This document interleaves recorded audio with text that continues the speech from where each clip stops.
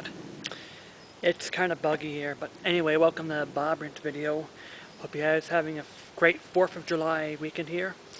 And you're going to have a 4th of July weekend here, but we're going to talk about today on kind of cover the response to Catherine's video. Anyway, we're talking about a response to someone saying out there saying, "Oh, Mario Maker is a worthwhile investment to the Wii U." I have to say that it could be an investment based on the fact that, you know, Nintendo is finally going here. But at the same time, Mario Maker to me just demonstrates how far behind it's coming in here. Look, Sony, Microsoft already has a 3D Maker.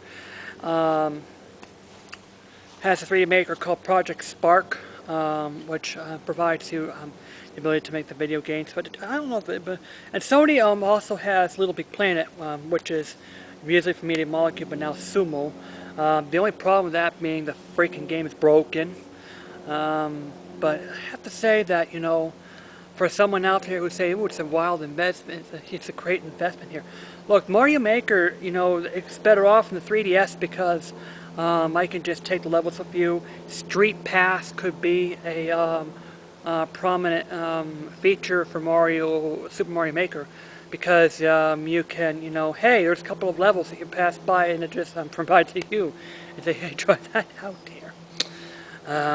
That's one of the things of Mario Maker. I think it's probably more fit for a 3DS than a Wii U because it's pretty much like this here. Nintendo has also stated that don't hold your breath for Zelda Maker because it's just too hard to make Zelda Maker. I have to say BS, because I have to say that okay, let's put it this way. There's been people out there downloading ROMs and hacking tools and making their own dungeons. There's also plenty of Zelda 2 areas that he actually downloaded the ROM and he actually downloaded the hack, and that completely changed the game using that same. It's actually like making a whole new game, and that person I forget what the name is called, but he actually person that says you are required to go tempo X or 5 or 6 to get the item needed to pass tempo 1 or 2. That is a pretty interesting new idea for Zelda. It's like you have to go through multiple temples in order for you to put it down in a unique order. That's a pretty good idea. So I don't know why Nintendo is saying that it's too difficult to make a editing game.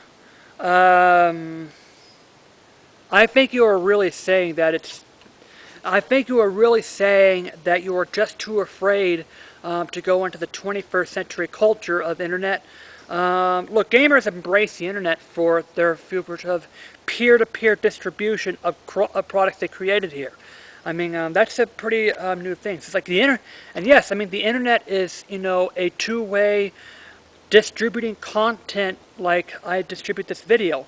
The video that you're watching right now, I distribute for YouTube, which is the internet. It's a medium, all right? It's a medium I distribute towards the YouTube, and this is, you know, it's just peer-to-peer you're doing here. You know, same thing goes to Little Big Planet levels, and the same thing goes to like this here. So I think that Nintendo, that's really how, you know, out of sync that they're making into the world here. So I have to say for Nintendo, look, make a Zelda editor. I mean, this is what that's, you know, go into the 21st century and start, you know, making editing games up there. I mean, a lot of people are wanting to start making and sharing content that are there today. And that's, you know, the part of this generation of gaming now. I mean, this is so far, this is, you know, Nintendo's really just, you know, a generation behind to catch up. I really, these are, and you know, that's what I have to say. Now this part of the video is I'm going to tell about previous things in John's video here. First, I haven't what I think about Windows 10. I haven't tried it yet for my PC. Eventually, I'm going to be getting it. But I think this stupid make an account. No one should be forced to create a Microsoft account when it comes to Windows. Not everybody has internet. And say, hey, you're going to release your computer as useless. Well, I think it's possible for people who without internet access to use a computer. But now I'm going to talk about this response here and what is rights and rights not here. You can officially criticize. You can kind of criticize a console based upon what not here to a point before you before you get to a console. And so I have to say that first of all, I think the Wii U is botched, but I think the PS4 is botched as well. Sony isn't delivering on. I want a new Crash Bandicoot games. Sony needs to start making some colorful platforming games again. And yeah, I mean another knack game would be okay, except don't make it so linear, and make a storyline that makes more sense. Then I think knack. And also don't put unrealistic damage. Hey, you're gonna make knack bigger, but we're gonna kill you just as easily. It doesn't make sense here. That is, I mean, it does. Well, I mean, like that. But make it bigger, but harder for you to kill when you get bigger and bigger and bigger. If they would have corrected that and stuff, the knack would have probably be a good game. But no, knack is. Like that here. But here's what I want from my Wii U: a 3D Donkey Kong game. There's actually a company called Playtonic, which creates the original creator of Banjo-Kazooie and Donkey Kong 64. I would love for Nintendo to partner up with Playtonic and to make a new Donkey Kong 64 game for the Wii U. I think Playtonic and Nintendo would make great companies for Nintendo here. Seriously, Nintendo needs third-party games because I mean I have a Wii U, but it's just whatever. The third party's lacking, but at the same time, third parties nowadays are just shells of their former selves, and it seems that indie games are becoming more of my favorite, more of what what my interest in third-party supports, because third parties are just nothing more than just the same old stuff over again, manufactured stuff, crap, and like this here. I think it's the same way as music right now, where many of the new music today from these record labels are just crap. I mean, the music labels say, "Hey, it's piracy that's going to this." No, it's not piracy. It's the freaking music. It's crap music that you're releasing. That's why I don't. That's why I buy international music now. It's like Persian music, Iranian music, and like that from around the world. They're so much better than American music these days because they just don't know. They just don't have good creators anymore. So the same thing goes to third parties up there. So I think a lack of third party may be a double. I mean, it sucks, but at the same time nowadays, these games are just a rehash of the same old stuff again. And just take a buck on Ubisoft's of the show. This show was crappy. The only good thing about it was the new South Park game. I want more than that. I want better games. I also want third parties to care about their creators instead of just making studios so they can make a game or finish a game and tell them to hurry up, and then once they finish the game, they fire all the staff. That's not me. I mean, if I was running a company, I would care, I would care about the consumers, care about the game creators, and I mean that's part of being a business here. Yeah, so I'm just getting all over the place like this here, but we as gamers, I mean, I'm entitled to I'm entitled to a good, complete and working game. I'm entitled to a game. I'm entitled to open transparency where I can go there and send a suggestions bags. Look, if Activision, if you open up a suggestions box, the first thing I would point in is Pitfall. I want Pitfall, not more Call of Duty. Yeah, I mean a Call of Duty here and there is fine, but I want Pitfall. I want more diversity. Look, like take the classics and reboot them. I mean, your game. I mean, you would. I have to say that the video game would be exploding again. I mean, it'd be vibrating and blooming again if companies like these like revisit what made the video games possible today. I mean, how about making just like Nintendo remake Donkey Kong? Remakes like do another Super Mario Galaxy-esque game. That's what we want from Nintendo. Um, so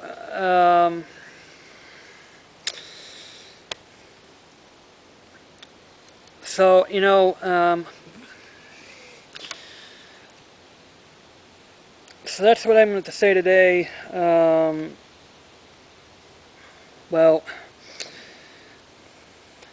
and that's and the last ones that last ones that people have to says, well, I'm going to have to criticize is fanboys. Oh yeah, it's great, and you are forcing opinions of each other here, and says, oh yeah, DRM, I'm going to defend all the bad stuff on on Call of Duty. No, I want more Call of Duty, and the fanboys, and it says, yeah, but it's and the other thing, those fanboys of Resistance 3 here. I posted up on IGN before. It says I hate buying that game because it's online pass. What happened with IGNs? These stupid effers came up to say, and they blasted me for that, and says, "Be quiet and enjoy the game." Look, I mean, when are you guys gonna put your foot down and realize how bad online passes were? Yeah, I mean, finally, online passes were the games in the past here. But when you're a true video gamer, people have right to criticize the companies. I have a right to criticize a game console maker even before it comes out. Says, hey, we're going to put this, but I don't like the systems. People have a right to do my opinion on it. People have right to vocal their opinion on it. To the companies. Hey, you want to put DRM? You can't buy used games. You have a right to say to them, F you, I ain't buying that console if it locks out used games. I mean, we as consumers,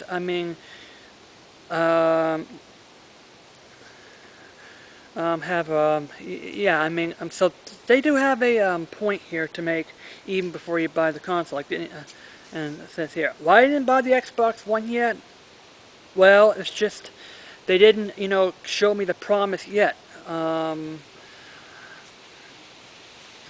So there are two types of people. There are two types of reasons why I buy the console. I mean, either I love the last gen consoles. These are most of these people who bought who are like harder gamers stuff here. People who enjoyed the last gen systems, or some people over here says, I'm going to give them one last shot, and if they screw up, that's it. I'm just going to be holding off the next generation of the consoles. Or like this. If you're new to consoles, they showed you what games can be made for it here. And they promised great stuff, and I would like to buy your consoles here.